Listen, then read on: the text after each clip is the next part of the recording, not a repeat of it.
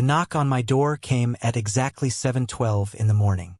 It was not a polite tap, nor was it the frantic, irregular pounding of a delivery driver running late on his route. It was 3 sharp, measured, and perfectly spaced strikes. It was controlled and undeniably authoritative. It was the kind of knock that demanded you immediately drop whatever you were doing and answer.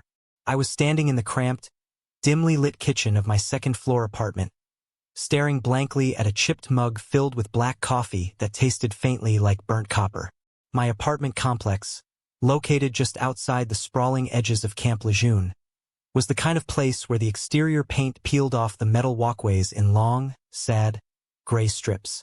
The hallway outside my door permanently smelled of old cigarette smoke and cheap lemon bleach.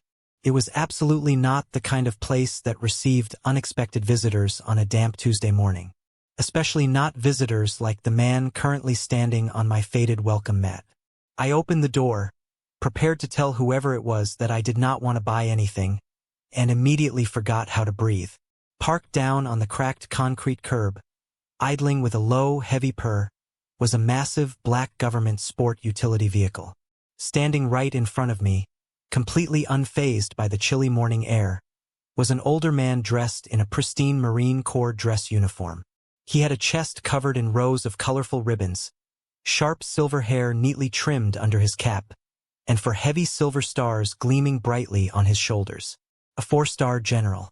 Men like him did not just show up at rundown apartment buildings in the bad part of town. They commanded entire military fleets. They advised presidents in secure rooms. For a brief, confusing moment, I honestly thought he had the wrong apartment number. I fully expected him to ask for directions or realize his mistake, apologize, and turn away to find the actual person he was looking for. Instead, he looked directly into my face. His eyes were cold, incredibly calculating, but not entirely unkind. They were the eyes of a man who spent his life observing details others missed. He did not look at the brown water stains on my ceiling, nor did he look at my faded gray t-shirt and sweatpants. He looked right at me, as if he knew exactly who I was. Then he stood at strict attention and saluted. It was not a casual, polite wave. It was a crisp, formal, and deeply respectful salute, held with the kind of reverence that made the air in the narrow hallway feel suddenly heavy. 2 doors down, my neighbor, an elderly woman carrying a plastic bag of groceries, froze completely in her tracks, her mouth slightly open. The general lowered his hand slowly, his posture remaining rigid. "Arthur," he said. It was not phrased as a question. It was stated as an absolute, undeniable fact. "Yes, sir," I replied, my voice sounding a little rougher and quieter than I intended. "I am General Michael," he said softly, his voice carrying the gravelly weight of decades of command. He didn't ask for permission to come inside right away. Instead, his sharp gaze drifted slowly past my shoulder, peering into the dim light of my cramped kitchen. He seemed to be looking for something specific, his eyes scanning the cheap laminate countertops and the cluttered drawers. And then, in a voice that was barely louder than the hum of my broken refrigerator, he asked the question that would completely tear my entire world apart. "The watch," the general said, looking back into my eyes. "Have you opened the back of it yet?" I stood there in the doorway, completely paralyzed. My mind violently dragged itself back to 3 days ago, to the cold leather chairs of the lawyer's office, to the cruel smirks on my older brother and sister's faces, to the rusted, broken piece of junk sitting in my kitchen drawer at this very moment. I realized right then, looking into the serious eyes of a 4-star general, that my grandfather's broken watch was not a cruel joke left behind by an unloving father. It was a weapon, and I had no idea how to use it yet. 3 days earlier, the sky over Charleston was the color of wet, heavy concrete. The rain was steady and unrelenting, the kind of freezing drizzle that soaked right through your heavy winter coat and made the thick cemetery mud stick to the soles of your shoes like wet cement. We were standing around the open grave of my father, Robert. I stood a few feet back from the edge of the dark hole, my hands shoved deep into the pockets of my dark wool coat. I did not cry. Not because I did not care, and not because I was trying to be stoic, but because I had already done all my crying in sterile hospital waiting rooms over the last 2 years. I had watched the man slowly waste away, spoon-fed him crushed ice when he could not swallow water, and cleaned up his bodily fluids while the rest of my family suddenly found themselves incredibly busy with their own lives. To my left was my older brother, Vance. He was wearing a custom-tailored Italian suit that probably cost more than my entire car. He held a massive black umbrella over his head, making sure not a single drop of rain touched his perfectly styled hair, but his eyes were not on the wooden casket. They were glued to the glowing screen of his smartphone. His thumb swiped relentlessly, deleting emails, checking market futures, utterly detached from the reality that our father was currently being lowered into the earth. Vance always believed that looking important was the exact same thing as actually being important. He suffered from a severe case of cognitive dissonance, truly believing he was a self-made genius while ignoring the fact that our father handed him every opportunity on a silver platter. To my right was my older sister, Zoe. Zoe was putting on the theatrical performance of a lifetime. She had a designer tissue pressed delicately against her nose, letting out these loud, ragged sobs whenever she noticed one of our father's wealthy business associates or political friends looking in her direction. But the moment their gaze shifted away, the crying stopped instantly. Her face would go completely blank.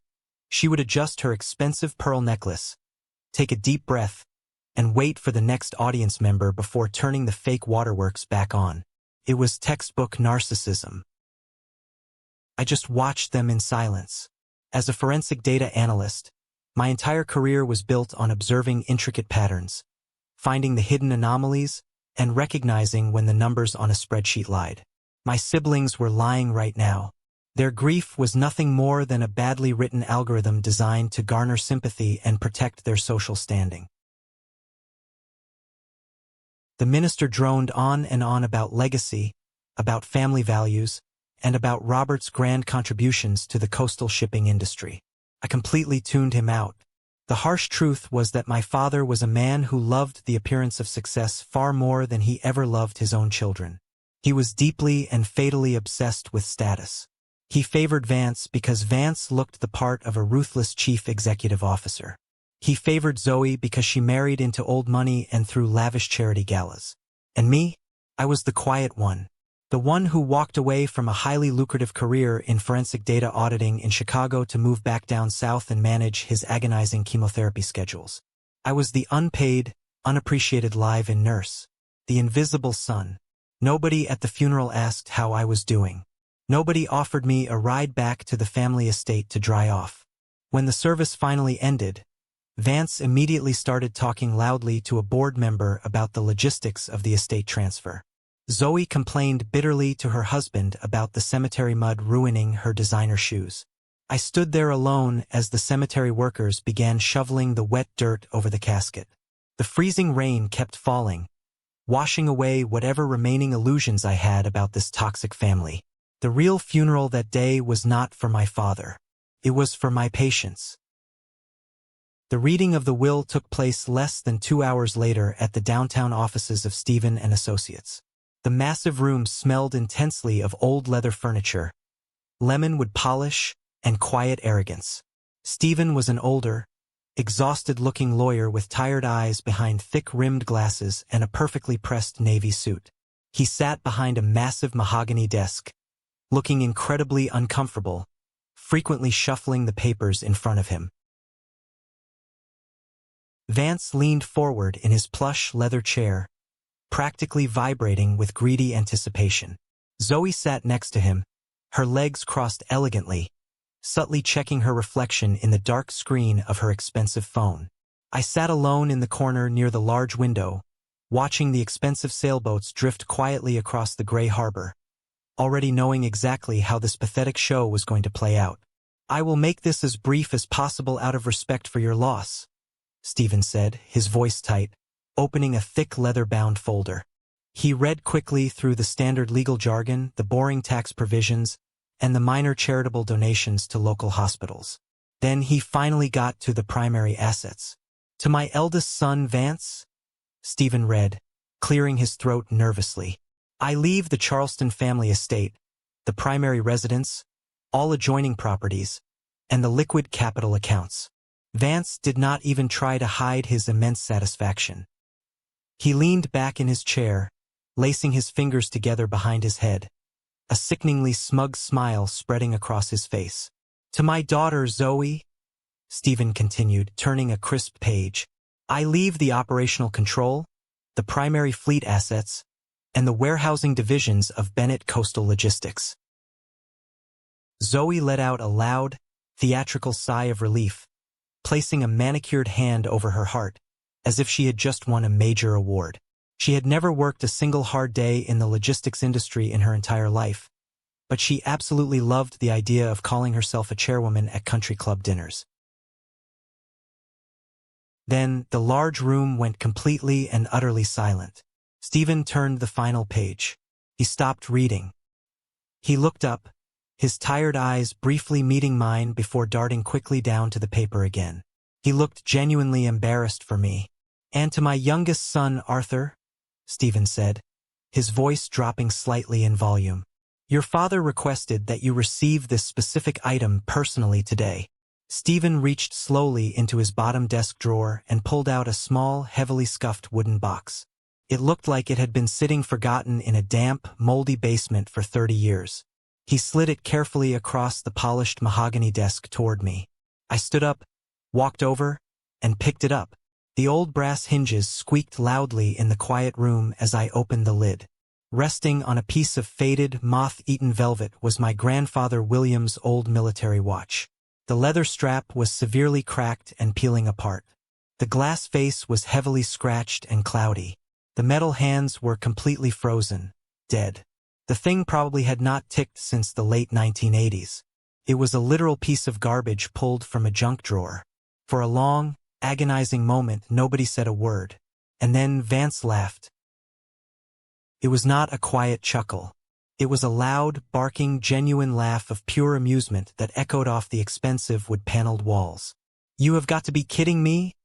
Vance said, wiping a tear of laughter from his eye. He actually left you a broken watch? That is priceless. Zoe brought a hand to her mouth, her shoulders shaking violently as she tried to stifle her own cruel giggles. Oh my God, Arthur. That is so sad. I mean, it has sentimental value, right? You can put it on a shelf. I did not yell. I did not throw the wooden box across the room. I simply looked at the rusted metal dial. I closed the lid with a soft snap.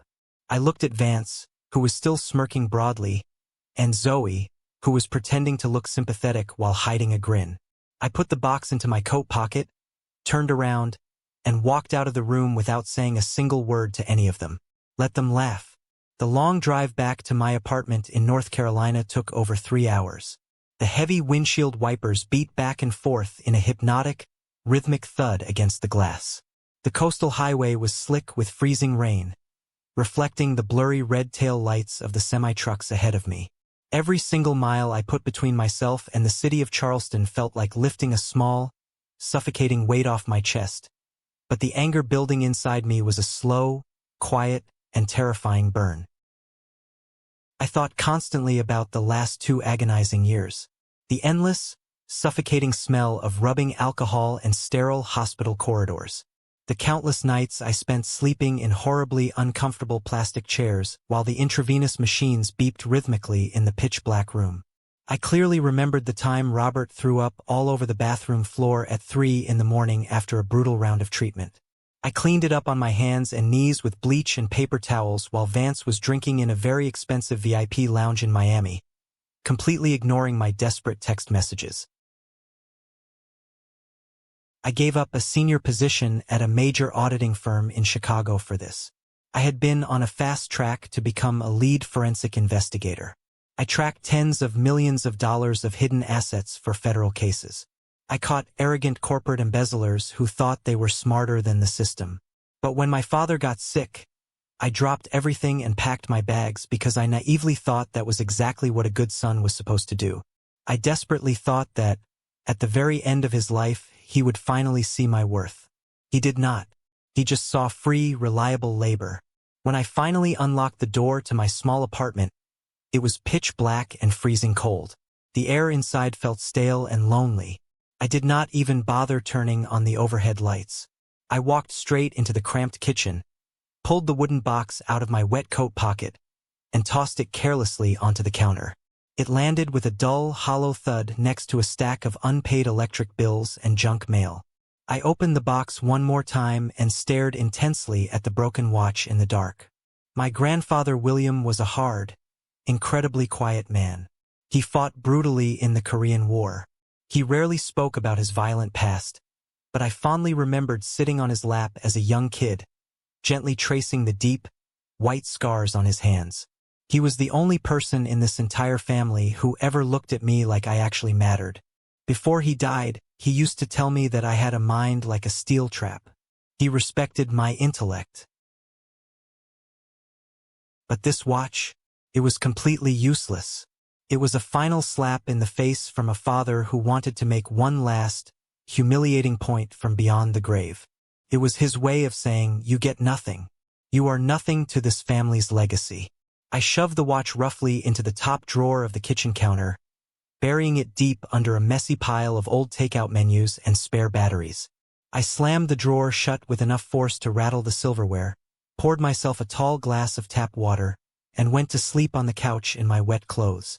I decided right then and there that night that I was completely done. I was cutting them off permanently. No more forced family holidays. No more emergency phone calls to fix their messes. They had their money, and I finally had my peace. Or so I firmly thought, until General Michael knocked on my door 3 days later and asked me if I had opened the back. I stepped aside slowly and let the 4-star general walk into my small apartment. He moved with a slight, barely noticeable limp, an old physical injury that he carried with quiet, practiced dignity. He did not judge the messy pile of laundry in my living room or the cheap, scuffed furniture. He stood tall by the kitchen counter, took off his pristine uniform cap, tucked it under his arm, and waited patiently in total silence. My hands were shaking slightly as I opened the kitchen drawer. I pushed aside the crumpled takeout menus and pulled out the old wooden box. I took the watch out of the faded velvet and handed it carefully to him. "I did not know the back of it could be opened, sir," I said. My voice sounded hollow and strange in the quiet room. General Michael offered a faint, deeply nostalgic smile, his eyes softening just a fraction. "Your grandfather William was a man who deeply appreciated secret contingencies," he said softly, his thumb tracing the scratched glass. He held the heavy metal watch firmly in his weathered, scarred hands. He ran his fingers along the outer edge of the casing with absolute precision, pressing exactly at the 12 o'clock and 6 o'clock positions simultaneously with a surprising amount of force. There was a microscopic, sharp click that echoed in the quiet kitchen. The rusted back panel of the watch popped open completely like a hidden locket. I leaned in, my heart suddenly hammering against my ribs. Tucked tightly inside the hollow casing, folded into a tiny, incredibly precise square, was a piece of yellowed, brittle parchment paper. The general carefully unfolded it and placed it flat on the laminate counter. The blue ink was badly faded from decades of time, but the handwriting was unmistakably my grandfather's sharp, jagged, and aggressive script. There were 3 distinct lines written on the small paper. The first was a set of exact geographic coordinates. The second was a long string of random numbers. The third was a single, powerful sentence: "For the one who understands the true meaning of service." "I do not understand what this means," I whispered, staring at the paper. General Michael looked at me, his expression hardening into something deeply serious and incredibly sad. "December of 1952, he began, his voice steady but full of old ghosts. "The chosen reservoir. The absolute coldest winter I have ever survived in my life. I was 19 years old, a terrified private with jagged shrapnel buried deep in my leg. Our unit was violently ambushed. We were completely cut off, bleeding out in the freezing snow. Enemy forces were advancing rapidly. I begged your grandfather to leave me behind so he could survive." The general paused, looking down at the broken watch on the counter. He absolutely refused. William carried my bleeding body on his back for over 2 miles through a blinding blizzard, under heavy enemy fire. By the time we finally reached the extraction point, his hands were entirely ruined by severe frostbite. He willingly sacrificed his own body and his future to make sure I went home to my family. I stood frozen in shock. Nobody in my family had ever mentioned this heroic act. We just thought Grandpa had severe arthritis that made his hands shake. The military kept that specific mission classified for decades, Michael continued quietly. By the time the files were finally unsealed, William did not care about receiving medals anymore. But he told me right before he died that he had arranged a final contingency plan for his legacy. He intentionally hid this information in his broken watch, knowing your father would never value a broken piece of metal. He knew Robert was shallow and would pass it down as a cruel joke or throw it away. The general looked straight into my eyes, his gaze piercing right through me. William knew exactly which of his grandchildren would keep it. He told me to find you when the time was finally right.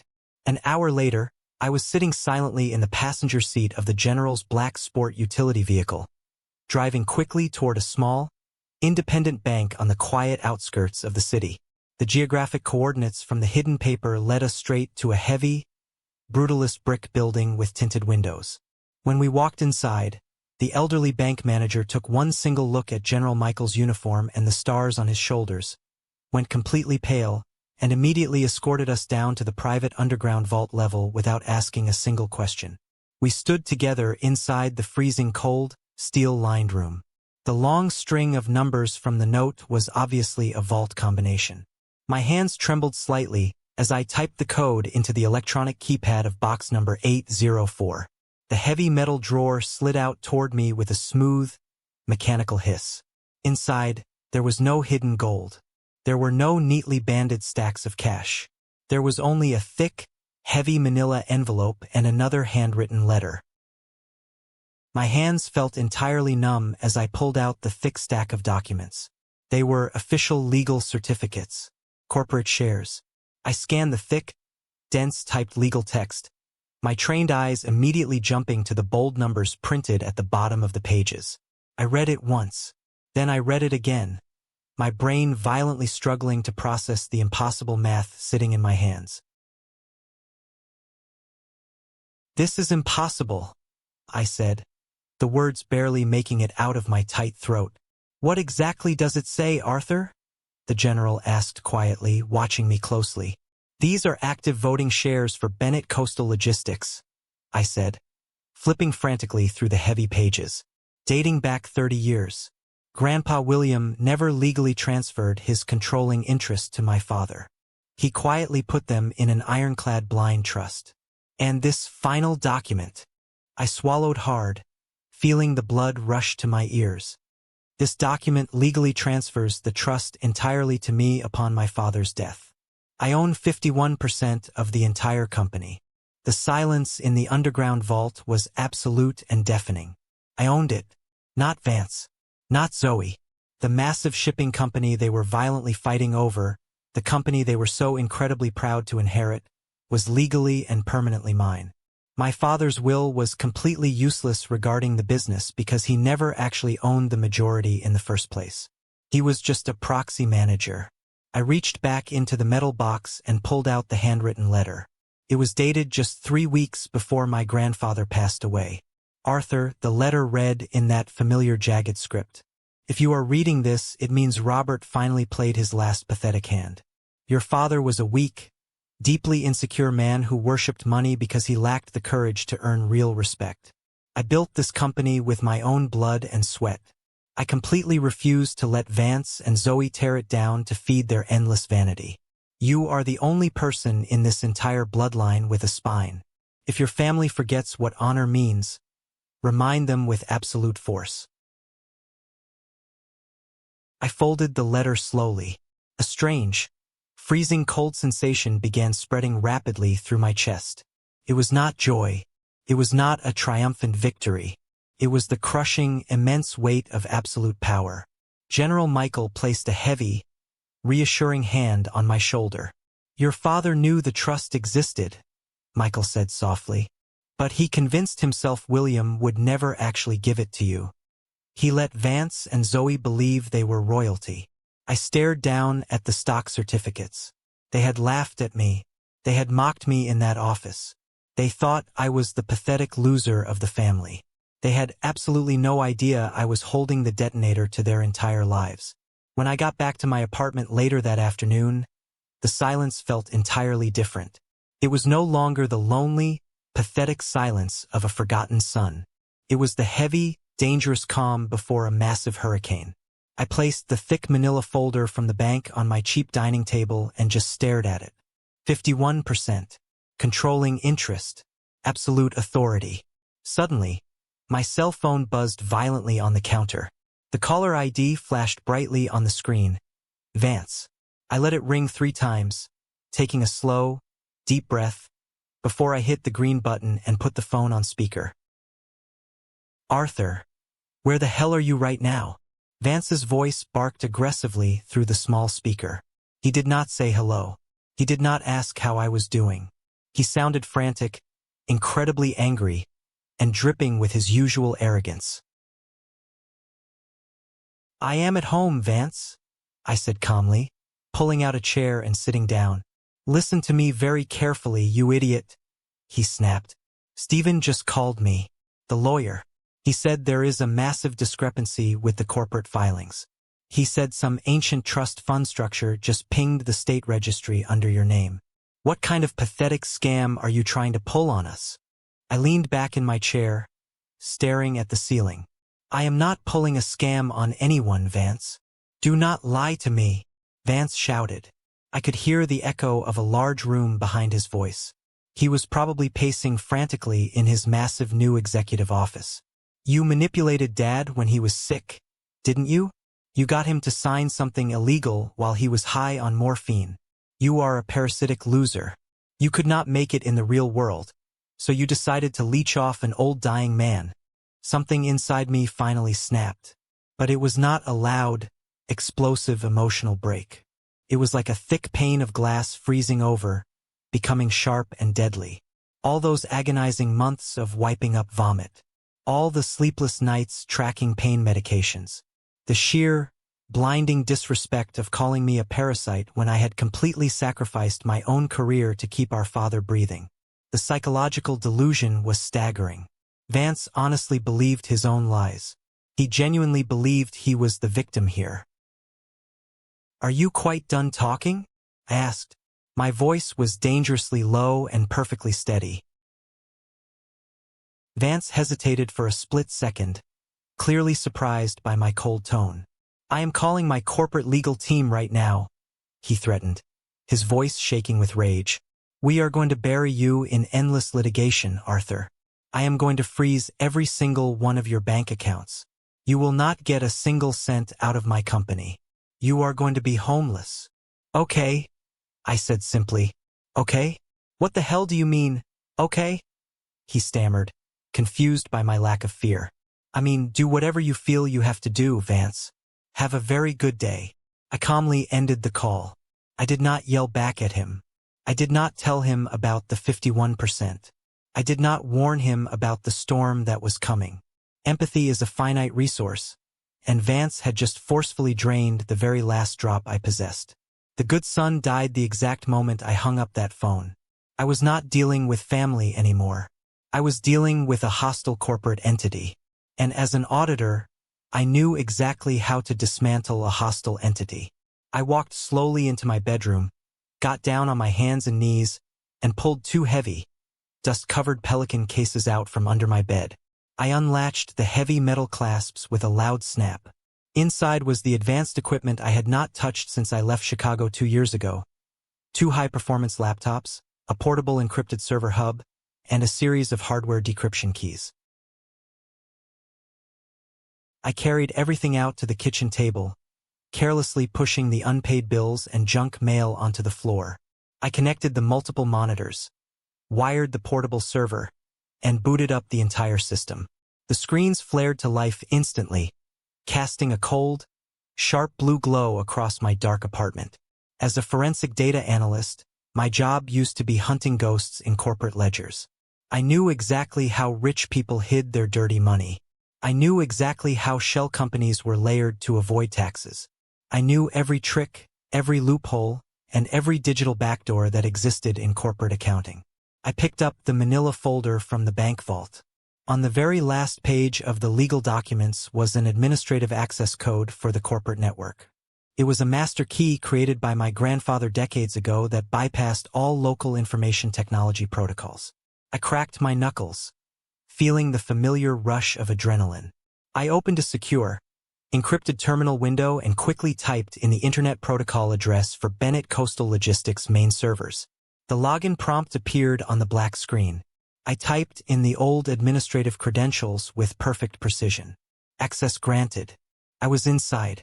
I had full, completely unrestricted, ghost-level access to every single file, email, bank transaction, and private message on my brother and sister's corporate network. They had absolutely no idea I was sitting in my living room, watching them. I did not start with the emails. People lie in emails constantly. I went straight for the general ledger. I wanted to see the raw, undeniable numbers. I initiated a mass download of the last 5 years of financial transactions, encrypting the heavy data stream through a proxy server so their security department would not detect the massive bandwidth spike. While the green progress bar slowly filled on my center screen, I poured myself a fresh cup of hot coffee. I looked over at the broken watch sitting on the counter. It still was not ticking, but that was perfectly fine. I did not need the watch to tell time anymore, because time was officially up for Vance and Zoe. The download finished with a soft, satisfying chime. I opened the first massive spreadsheet, containing thousands of rows of data. It was finally time to see exactly what my brother had been hiding behind his expensive Italian suits and arrogant attitude. The first thing I did the next morning was make a phone call to Stephen, the family lawyer. I did not bother with pleasantries. I told him I needed my shareholder identification number officially registered with the Corporate Compliance Office immediately. Stephen sounded exhausted, but he confirmed that the paperwork had already been processed the moment the will was read. I was legally recognized as the majority owner. That was all I needed to hear. I hung up the phone, cracked my knuckles, and turned my attention back to the glowing monitors illuminating my dark living room. Bennett Coastal Logistics was a massive company, handling hundreds of millions of dollars in freight every single year. You would think a company of that size would have ironclad cybersecurity. But as I started probing their network defenses, I actually laughed out loud. The security infrastructure was an absolute joke. Vance had recently fired the veteran chief of information technology to save money and hired a third-rate contracting firm that barely knew how to set up a virtual private network. I bypassed their primary firewall in less than 12 minutes. It was almost insulting how easy it was. Vance spent thousands of dollars on custom Italian suits to look like a modern chief executive officer, but he left the digital backdoor to his entire empire wide open. I established a secure, untraceable connection and buried my Internet Protocol address under layers of encrypted proxies. If anyone in their IT department happened to be looking at the server logs, all they would see was routine automated maintenance. I was a ghost in the machine. Once I was inside the mainframe, I completely ignored the internal memos and the daily operational emails. I went straight to the heart of the beast, the master financial ledgers. I needed to see exactly where every single penny was flowing. I pulled up the primary accounting software, a massive database containing every invoice, every payroll stub, and every corporate expense filed over the last 60 months. I wrote a quick automated script to filter out the standard operational costs like fuel, basic maintenance, and standard employee salaries. I wanted the software to flag anomalies. I wanted to see the large, irregular transfers. I wanted to see the money that did not make sense. I hit the execute button and leaned back in my chair. The screen blurred with lines of code as the script chewed through millions of data points. In the forensic auditing world, we have a saying, people lie but numbers do not. A person can sit in a boardroom and swear they are acting in the best interest of the company, but their bank transfers will always tell the cold, hard truth. The progress bar hit 100%. The screen flashed green, and a new spreadsheet populated on my left monitor. I leaned forward, my eyes scanning the heavily flagged transactions.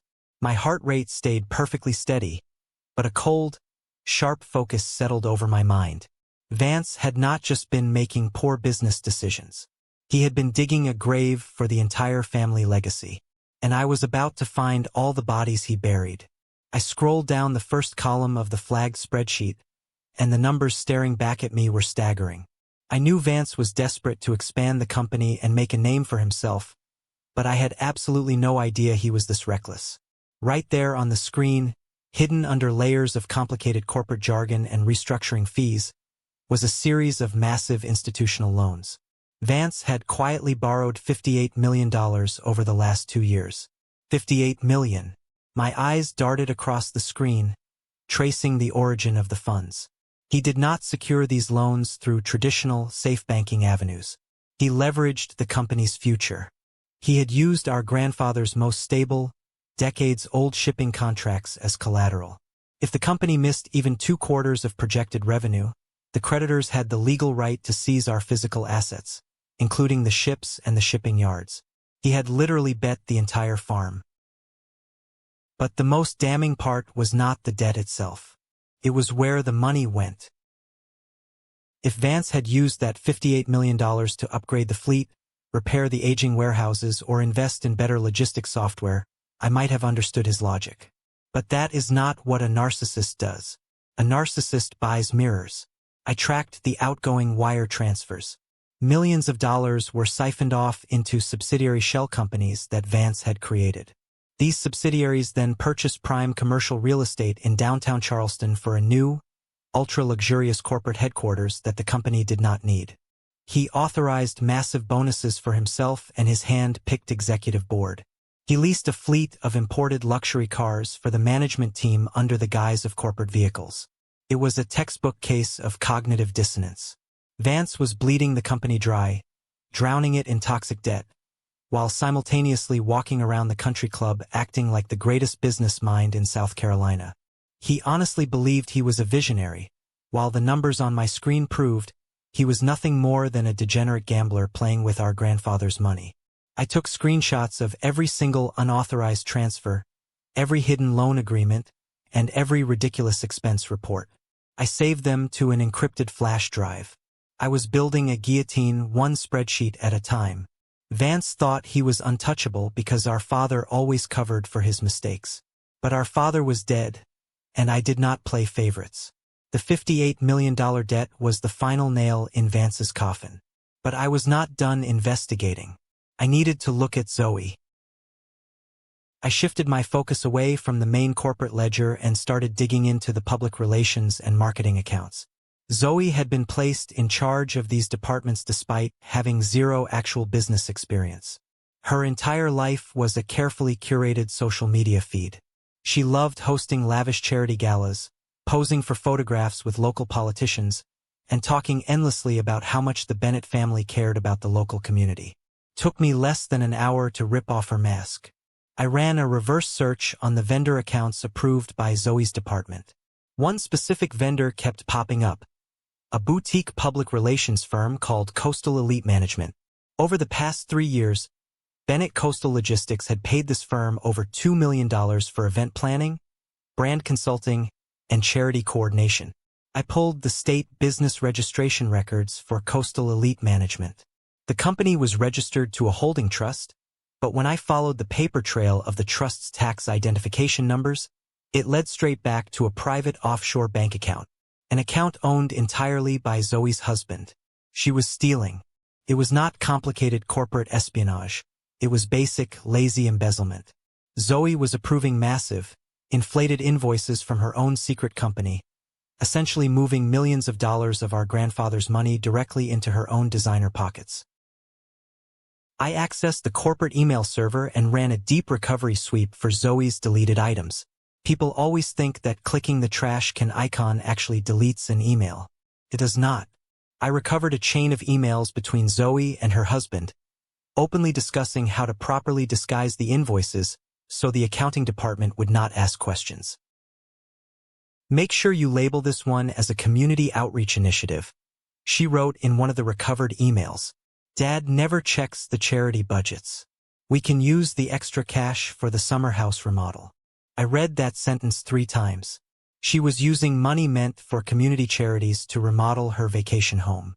And she did it while our father was alive, completely taking advantage of his blind trust in her. I saved the email chains. I saved the forged invoices. I saved the state registry documents. Zoe had stood at the funeral, crying those fake, theatrical tears, pretending to be the perfect, heartbroken daughter. In reality, she was a parasite. She used the family name as a shield while she quietly drained the accounts. My anger was entirely gone now, replaced by a cold, mechanical precision. I had Vance on catastrophic financial mismanagement and fraud. I had Zoe on direct embezzlement. But the worst discovery was still waiting for me in the human resources files. I was about to shut down the terminal for the night when a highly classified folder in the human resources directory caught my eye. It was heavily encrypted and restricted to executive board members only. The file name was simply labeled Contingency Restructuring. I cracked the password in a few minutes using a brute force algorithm and opened the PDF document. As I read through the pages, my blood ran completely cold. Because of the massive $58 million debt Vance had created and the millions Zoe had siphoned off, the company was dangerously close to failing its quarterly cash flow requirements. The creditors were circling. Vance needed to find a way to instantly generate cash to balance the books before the end of the fiscal year. His solution was right here in the document. He and Zoe had drafted a legal plan to declare a specific type of corporate bankruptcy on the warehousing division. It was a calculated legal maneuver designed to do exactly one thing: dissolve the pension fund of the dock workers. These were the men and women who broke their backs loading ships in the freezing rain and the blistering summer heat. Many of them had worked for Bennett Coastal Logistics for 30 years. They had worked alongside my grandfather William. They were ordinary people who traded their physical health for a promise that they would be taken care of in their old age. Vance and Zoe were planning to legally wipe out the entire pension fund. They were going to leave hundreds of elderly workers with absolutely nothing, just so they could cover up their own catastrophic mistakes and keep their luxury cars. I pushed my chair back from the desk and stood up. The silence in my apartment felt heavy. I walked over to the kitchen counter and looked down at the broken military watch. My grandfather had sacrificed his own hands in the freezing snow of Korea to save another man's life. He built this company on the principles of duty, honor, and protecting the people who stood by you. Vance and Zoe were about to destroy hundreds of families just to protect their fragile egos. This was the absolute final straw. This was no longer just about family drama or a broken watch. This was about protecting innocent people from 2 reckless, greedy children who had been handed too much power. The investigation was officially over. It was time for the execution. I spent the next 48 hours completely cut off from the outside world. I did not sleep. I barely ate. I sat in front of my monitors, meticulously organizing every single piece of evidence into a legally bulletproof format. I did not just print out spreadsheets. I built a comprehensive narrative of destruction. I created visual flowcharts that tracked the $58 million from the creditors directly into Vance's shell companies. I cross-referenced Zoe's fake public relations invoices with the exact dates she purchased luxury goods and authorized home renovations. I highlighted every illegal signature and every recovered deleted email. Then, I compiled the pension dissolution plan, putting it right at the very front of the file. I sent encrypted copies of the entire data dump to 2 different independent federal auditing agencies, scheduling them to be released automatically if I did not enter a cancellation code within a week. It was an insurance policy. If Vance tried to use his expensive lawyers to physically silence me, the federal government would receive the evidence anyway. Once the digital backups were secured, I went to a local 24-hour printing shop. I stood in the quiet store at 3 in the morning, listening to the heavy industrial printers spit out page after page of high-quality, color-coded evidence. I bought 10 thick, heavy black leather binders. I carefully placed the documents into each binder, separating the sections with crisp white tabs. IP logs, bank routing numbers, offshore account details, and the devastating human resources files. Every single binder was identical. They were heavy, dense, and terrifying. They looked exactly like the federal prosecution dossiers I used to build in Chicago. I packed the 10 black binders into a heavy canvas duffel bag. I drove back to my apartment, took a long, hot shower, and put on a simple, clean white dress shirt and dark slacks. I did not wear a suit. I did not need to dress up to pretend I was important. I slipped my grandfather's broken watch into my front pocket. I looked at myself in the bathroom mirror. The tired, invisible son who wiped up vomit and absorbed insults was entirely gone. I looked calm. I looked dangerous. I picked up the heavy duffel bag and walked out of my apartment. The emergency board meeting Vance had called to officially take control of the company was scheduled for 1 o'clock this afternoon. He thought he was walking into a coronation. He had absolutely no idea he was walking into a slaughterhouse. By the time I arrived in Charleston, the city was already buzzing. General Michael had kept his word. That morning, a massive syndicated article had dropped in every major newspaper and veteran news outlet on the East Coast. The headline was impossible to ignore. Forgotten Korean War hero saved future commandant. The article detailed exactly how William Bennett had sacrificed himself at the chosen reservoir, and it included a glowing statement from the general about how the Bennett legacy of honor was supposed to endure. The timing was completely intentional. The article put an enormous public spotlight directly on Bennett Coastal Logistics right as the stock market opened. Investors hate surprises, and they hate companies that look unstable in the press. Within 2 hours of the article dropping, the company's stock had plummeted 9%. The board of directors was in full-blown panic mode. I parked my old car a few blocks away and walked toward the towering, ultra-modern glass headquarters that Vance had recently leased. It was a ridiculous building, far too shiny and expensive for a blue-collar shipping logistics company. When I pushed through the heavy revolving doors and walked into the sprawling marble lobby, the atmosphere was chaotic. Dozens of employees in expensive suits were rushing around, phones glued to their ears, trying to calm down angry investors. The security guard at the front desk stepped in my way as I approached the elevators. "Excuse me, sir. This building is restricted to corporate personnel today. No visitors allowed." I didn't argue. I pulled out my state-issued ID and the notarized letter from Stephen confirming my status. I handed it to the guard. He read it, his eyes widening slightly, and handed it back without a word. He stepped aside. I rode the glass elevator up to the executive floor. The doors slid open to reveal a massive, open-plan reception area. People stopped talking as I walked past. A few of them recognized me from the funeral. They looked at my simple white shirt, the heavy canvas duffel bag slung over my shoulder, and whispered to each other. I walked straight past the nervous receptionists and pushed open the heavy oak doors of the primary conference room. The room was packed. Vance sat at the head of the massive mahogany table, sweating through the collar of his custom suit. Zoe sat to his right, looking pale and furious. 10 other board members and senior corporate attorneys filled the remaining chairs. They were all talking over each other, arguing about the stock price and the press leak. The moment the heavy doors clicked shut behind me, the entire room went dead silent. Every single eye locked onto me. I had finally entered the tiger's den, and the tigers looked terrified. Vance stood up so fast his heavy leather chair slammed into the glass wall behind him. His face was bright red, the veins in his neck bulging against his tight collar. "What the hell are you doing here, Arthur?" Vance shouted, pointing a shaking finger across the long table.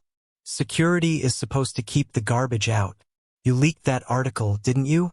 You told that old general to talk to the press just to sabotage my first day in charge. Because of your pathetic jealousy, the stock is down 9%. I did not raise my voice. I did not glare at him.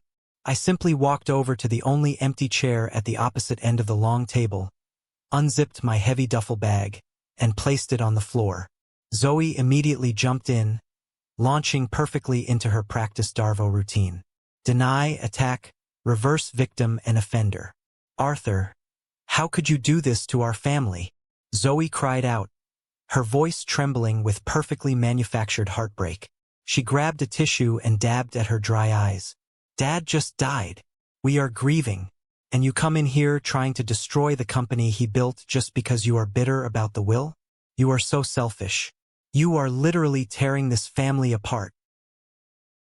A few of the older board members muttered in agreement, shooting me looks of absolute disgust. They saw a bitter, estranged younger brother trying to cause a scene. I demand you leave this building immediately, or I will have you arrested for trespassing. Vance snarled, leaning heavily on the table. You have no business here. You own absolutely nothing. I let them talk. I let the silence hang in the air for 10 agonizing seconds after Vance finished shouting. I looked calmly around the room, making brief eye contact with every single board member. They expected me to yell back. They expected me to defend myself. They expected an emotional, messy family argument. I did not give them one. I am not here to argue with you, Vance, I said. My voice was quiet, steady, and cut through the tension in the room like a scalpel. And I did not leak the article. General Michael released it because he respects our grandfather. I am here today in an official capacity to discuss the catastrophic financial state of this corporation. Vance let out a loud, mocking laugh. You? Discuss finances? You are an unemployed nurse. I ignored him completely. I reached into my bag and pulled out the first thick, black leather binder. It hit the mahogany table with a heavy, authoritative thud. Then I pulled out another, and another, until 10 identical black binders were stacked neatly in front of me. I am a federal forensic data analyst, I said calmly, looking directly at the lead corporate attorney sitting near Vance. And over the last 48 hours, I have conducted a comprehensive, ghost-level audit of Bennett Coastal Logistics' primary ledgers, offshore subsidiaries, and internal communications.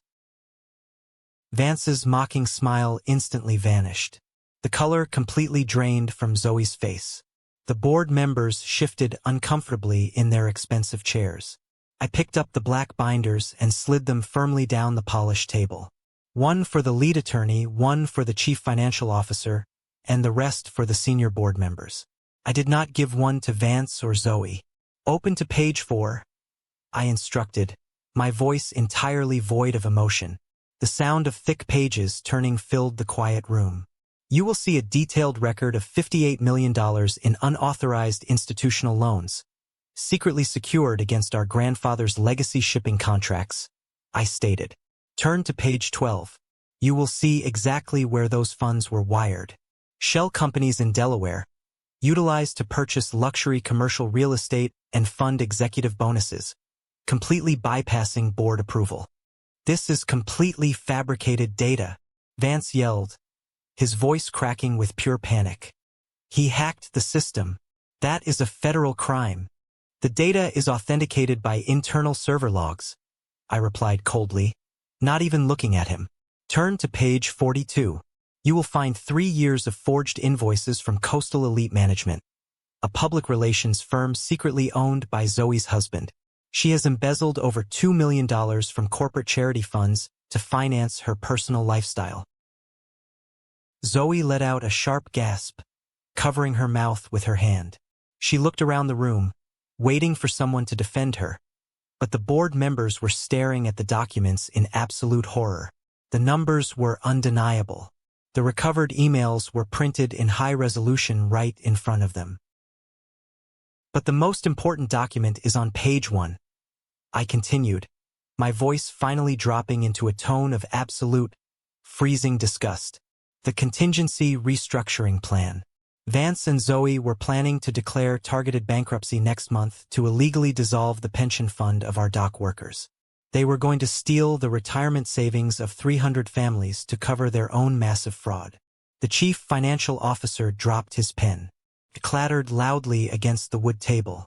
He looked at Vance with an expression of pure, unadulterated hatred. I am not shouting. I am not crying. I am simply presenting the facts, I said, closing my empty laptop. You have completely destroyed this company's liquidity, Vance. You are a fraud. The boardroom was dead silent. The evidence was absolute steel. I had severed their heads with data, and they didn't even see the blade coming. Vance was completely trapped, hyperventilating. He looked wildly around the room, desperate for an escape route. He slammed both of his fists onto the mahogany table. Security! Vance screamed at the top of his lungs. Get security up here right now. I am the chief executive officer of this company. I want this man arrested for corporate espionage and data theft. Throw him out. Two large security guards opened the doors, looking confused and hesitant. Before they could take a single step toward me, Stephen, the family lawyer, slowly stood up from his chair at the side of the room. He adjusted his glasses, cleared his throat loudly, and opened his briefcase. Security, please wait outside, Stephen ordered firmly. The guards quickly backed out and closed the doors. Stephen pulled out a crisp, notarized legal document and placed it in the center of the table. Arthur Bennett has committed no crime, Stephen announced to the silent room. As the executor of the Bennett Family Trust, I am legally obligated to inform this board of a structural reality. Robert Bennett never owned the controlling shares of this corporation. They were held in a blind trust by William Bennett. Stephen looked directly at Vance, who was shaking violently. Upon Robert's death, the trust was executed. Arthur Bennett is the sole recipient. He legally owns 51% of Bennett Coastal Logistics. He is the majority shareholder. He has absolute legal right to audit his own company. The collective gasp in the room was audible. Vance collapsed back into his leather chair as if he had been physically shot. His mouth opened and closed, but absolutely no sound came out. Zoe started crying again, but this time, the tears were completely real. The sheer terror of losing her wealth had shattered her mask. I stood up slowly, pushing my chair back. I looked down the length of the table at my brother. The man who had mocked me, who had treated me like unpaid staff, who had laughed at our grandfather's watch. As the majority shareholder, I am initiating an immediate, emergency vote, I said, my voice echoing off the glass walls. Effective right this second, Vance Bennett is permanently stripped of his title as Chief Executive Officer. Zoe Bennett is permanently removed from the executive board. I looked at the other board members. All in favor?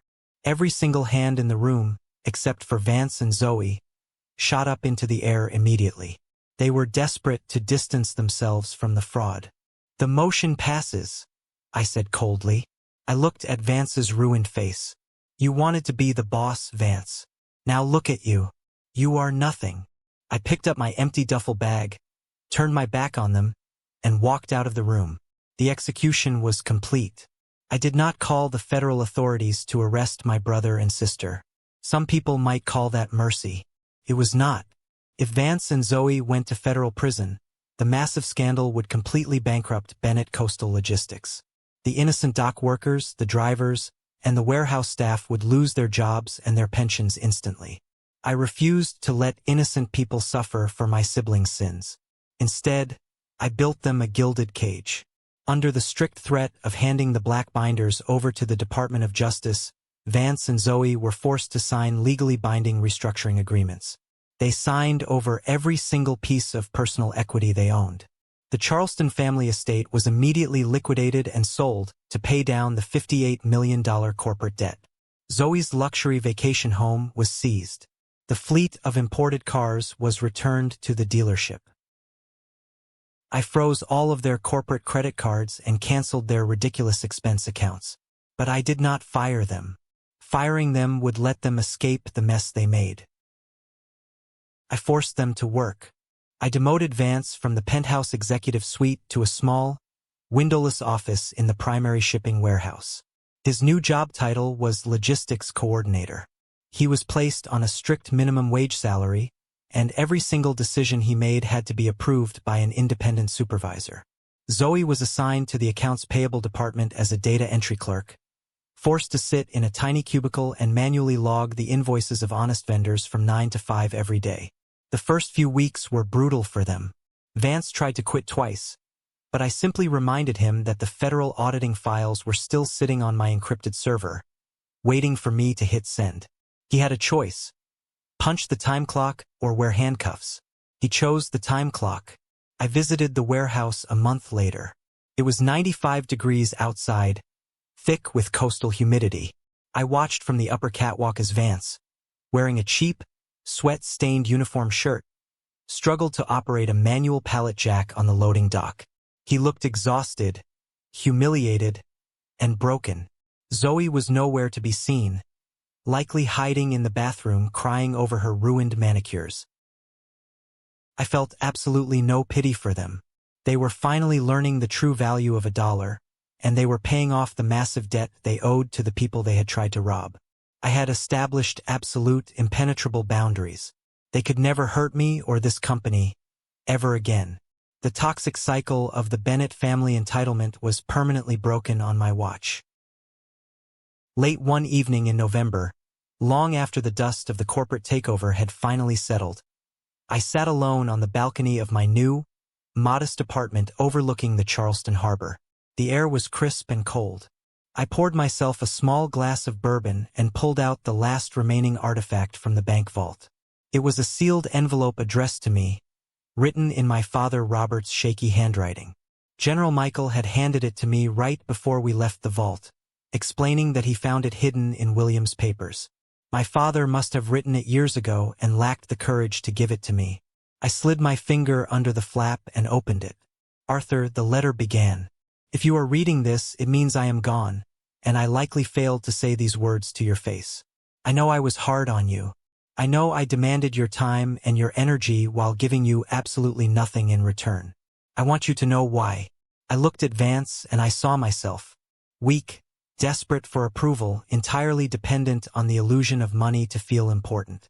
I looked at Zoe, and I saw my own vanity.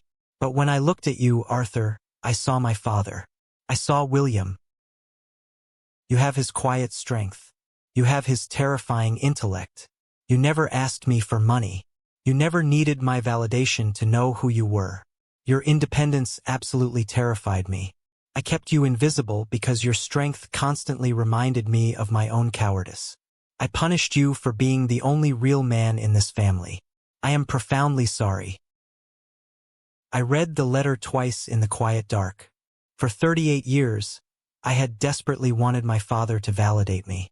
I had driven myself to the point of complete physical and mental exhaustion trying to prove that I was a good son. And the whole time, his rejection had absolutely nothing to do with my failures. It was entirely about his own pathetic insecurities. I did not cry. I did not feel a sudden rush of heartwarming forgiveness. I just felt incredibly tired. I realized that clinging to anger toward a dead, fearful man was just as useless as desperately seeking his approval. I picked up a silver lighter from the patio table.